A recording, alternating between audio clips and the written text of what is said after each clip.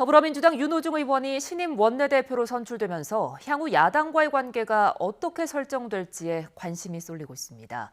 윤 원내대표는 지금까지 추진해온 개혁을 밀고 나가겠다고 강조한 가운데 국민의힘에서는 윤 원내대표가 폭주자였다며 벌써부터 견제에 나섰습니다.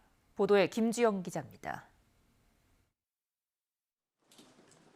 민주당 윤호중 신임 원내대표는 20대 국회에서부터 여러 사안을 놓고 야당과 여러 차례 부딪혔습니다.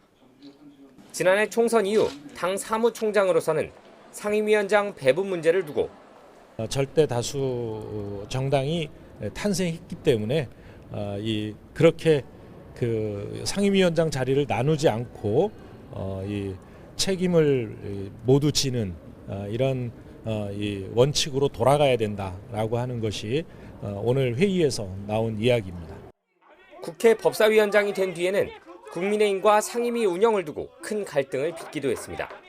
독재로 망한다! 독재로 망한다!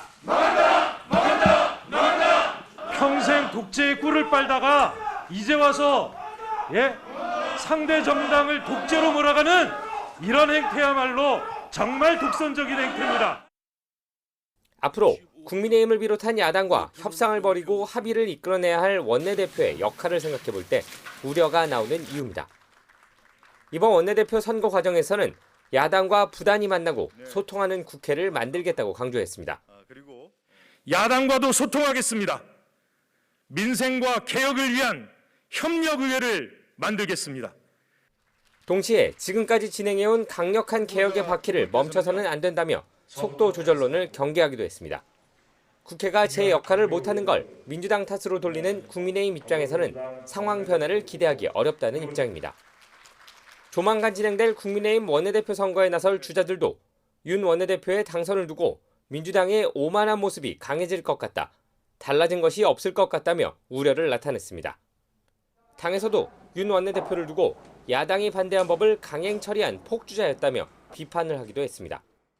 174석 거대 여당 수장이 통법부 역할을 자처했던 친문 중의 친문인데 정부 부처와 참모진의 비주류 인사 몇 명을 끼워 넣는다 한들 어떠한 변화를 기대할 수 있겠습니까? 지난 재보궐선거 이후 거대 양당이 변화를 강조하고 나선 가운데 조만간 완성될 양당의 신임 원내 지도부가 어떤 협상력을 보일지 주목됩니다. YTN 김주영입니다.